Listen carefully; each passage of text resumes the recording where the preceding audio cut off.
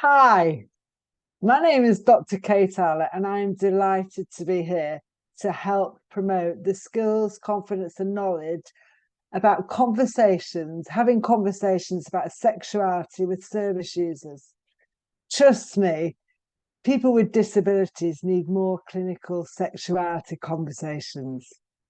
So, for my session today, I hope you take away the following learning objectives: that you really understand why sexuality conversations matter to people with disabilities, what gets in the way of those conversations, and the consequences of not having those conversations about intimacy and sexuality in clinic. So, why am I qualified? Well, 13 years ago, something very devastating happened to my life and my family, which changed the course of everything, as you will see. Kate Allatt from Dore in South Yorkshire had a severe brainstem stroke and then went on to develop locked-in syndrome. Doctors said she'd never walk or talk again, but the mother of three defied their predictions. I'm sure you all know that locked-in syndrome is where you think, feel, see, hear everything, but you can move absolutely nothing. I wasn't vegetative, as the doctors assumed I was in ICU. I was fully cognitive after about a week of leaving my medically induced coma. And by doing so, I emerged nothing like I used to be. I was a cabbage. I mean, I can say that about me. It was horrific, really horrific. And what I want to play for you now really is to give you an idea how someone like me felt. I wasn't just a patient number. I was a thinking human being with emotional needs, relationship needs, psychological needs, physical needs, because I felt very worthless and lonely and scared and frightened. And I'm playing something for you now, really to give you an idea of how someone like me felt. It's me, please pick up the board, please. Can't you see I want to communicate? Look into my eyes, please, just look into my eyes. I'm so scared, I don't sleep, I can't sleep at night. Ow! My bloody leg cramp, please stop. No one knows about it. Just great. Can the indignity get any worse? Now, I told my mum I've started my monthlies. I need to hug my kids. Where are they? This separation is breaking my heart. Is Woody going to piano? I bet Indy's skin's in a right mess. Damn! I've shut myself. Oh no, why in front of Rob while he's visiting? Judging by the look on his face, it's just so bad. Oh, this is so embarrassing. Please treat me like you want to be treated yourself. I'm still me inside. Good for Kate. Oh my God, that poor man next to me's just died. I've never seen a dead body before. I'm so frightened. What if the nurses are trying to kill me with that graphite drip? I've seen the films. Maybe they think I'm not worth keeping. Please look into my eyes. I need help. I'm so scared. My heart is jumping out of my chest. I am sorry about the health warning that came with that video, of audio, but I do think it's very important to remind ourselves we're dealing with not disabilities, we're dealing with humans, with people. And initially, I used to communicate my needs and my wishes by blinking, once for no, twice for yes, using a letterboard. But I also have to tell you that in my whole rehabilitation journey that astonished the world, I am very, very grateful, and I do not underestimate the relationships I had with three key members of my health team. Those three people had the power to heal me, and they changed me. Now, you take Oliver there in the black shirt. He was a nurse that went over and above and beyond. He used to record CDs of my favorite artists at the time, the Smiths, the Chili Peppers, because it mattered to me that my personality was conveyed in music, because to everybody else, I was just a mute patient number. The guy next to him, Matt in the shirt, he was my medical encyclopedia. He explained to me why these all these little movements I was doing, whether it was my fingers, my toes, my tongue, why I was doing them, because at the end of the day, those little bite-sized movements would mean ultimately I would achieve my goals. He explained to me, I didn't know why I did things. And the lady in the trees was my speech and language therapist, who worked with me tirelessly to try and pass my second video fluoroscopy. The first one I failed, and we did. But without those 3 members of staff in particular and the relationships we had together, I wouldn't be here. I genuinely believe that. And I do think the power of relationships, and that extends to you in your role as OTs, talking about sexuality with your patients in your clinic or at their homes, is so vital, because to have those conversations require you building certain relationships.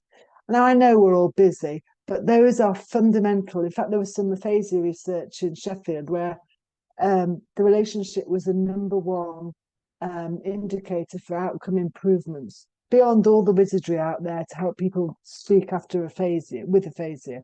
So it's just worth bearing that in mind, that, you know, those relationships are so important for yourself and for patient outcomes and their own well-being. I did walk out of hospital. If you want to watch the video, please help yourself. It's on YouTube. Let me out, my YouTube channel. And it was a very massive moment. But I have to tell you, apart from coming home and hugging and sleeping with my kids every other night of the week for 3 weeks, I came home and I felt worthless. I had no life and no career. I'd lost my husband, my friends, a lot of my friends. I'd lost my worth, my purpose. I was severely PTSD, but I did set about writing a book with a ghostwriter, which has gone internationally published. So that's why I think I'm qualified today to speak about this issue, to speak about it from patients' points of view. That book illustrates my whole journey, and I'm very proud of it. But 3 months after I left hospital, because of the media frenzy around my story, I set up a global charity called Fighting Strokes, which again adds an extra layer as to why I'm qualified to talk about this very important subject with you, to try and improve it and give you the skills, confidence, and knowledge to improve what you do. I represented thousands of young stroke survivors, a large portion of locked-in syndrome survivors, who some of which recovered, some of which didn't, but they had quality of life nonetheless, and I helped with that advocacy process. And also, to add an extra layer as to why I feel I'm qualified, during lockdown, I got my divorce. Hoorah! And that meant that for the first time in 30 years, I'm 52, I was on the dating scene. Now, that's very scary when you've had a stroke and you've been in a relationship since you were 19. And you've lost all your body confidence issues, you've lost confidence, self-esteem. So that's why I dug around and found out there was a lot more people like me out there that needed help with their intimacy and sexuality in the community. So people with disabilities, you know, they often feel very overwhelmed. They have poor communication with their partners, who struggle to become lovers again, and very rarely become lovers, having been carers. There's issues with fatigue. I know I have fatigue quite badly. There's a fear of having another stroke with sex. A lot of people, as you know, have strokes with sex, during sex. Or there's issues with having an erection, or physical barriers, or losing or feeling hypersensitivity. Or some people I know, they're like bunny rabbits after a stroke, which creates a huge problem with their partners and huge stress, and then combine that with poor communication. So there's a huge amount of issues out there that are affecting people being their best versions of themselves and being the best they can be in the community. I mean, other relationship issues about, you know, with sexuality are increased irritability, depression, reduced emotional intimacy, more app-based affairs, low self-esteem, sex becoming a touchy subject that isn't discussed.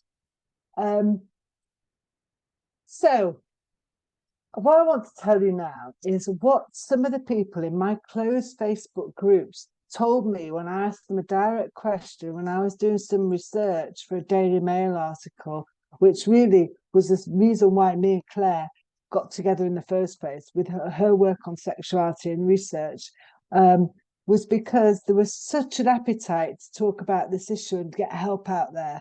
And what I want to show you now is really some of the comments people used to say to me when I asked the question about how their disability and their strokes affected their relationships. And this is just some of what people said.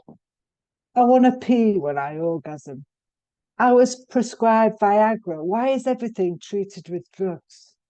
Sex is different. You need to experiment with different positions. My sex drive is better than it ever was, but my partner's not happy. My stroke has taken so much from me.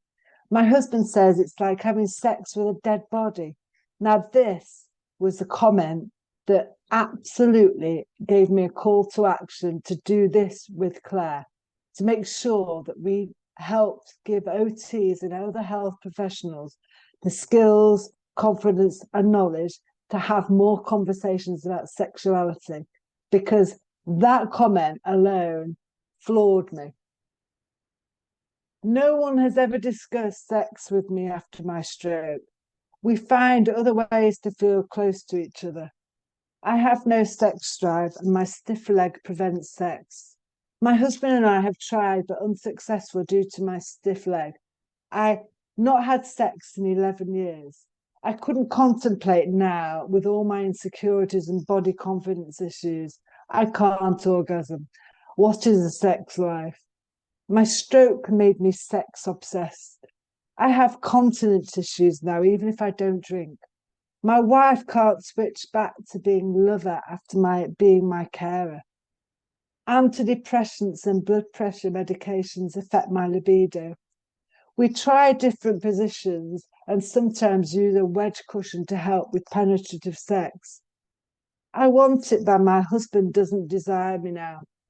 Relationships and intimacy counselling was non-existent. I'd been single since my stroke 4 years ago and no chance to meet anyone. It's pretty desperate out there. And why are we suffering not only with physical, emotional, psychological, but also relationship issues as a stroke survivor? I am as well. And why are so many of us doing that when prevented from being our best versions of ourselves? It's a human right to feel intimate and to be close to the people we care about.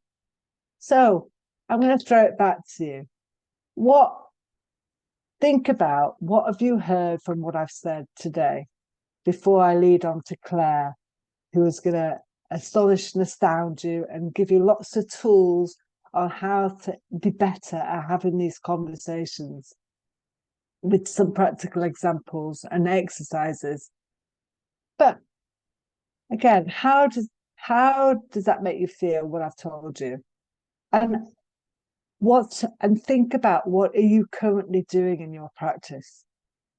Now, I have to get off now, but I am delighted to have presented the first part of this module, and I hand you over to Claire now, who will take you through the rest of this and pick up on how you deal with sexuality in your practice. So thanks very much. Check me out on Twitter if you want. Bye.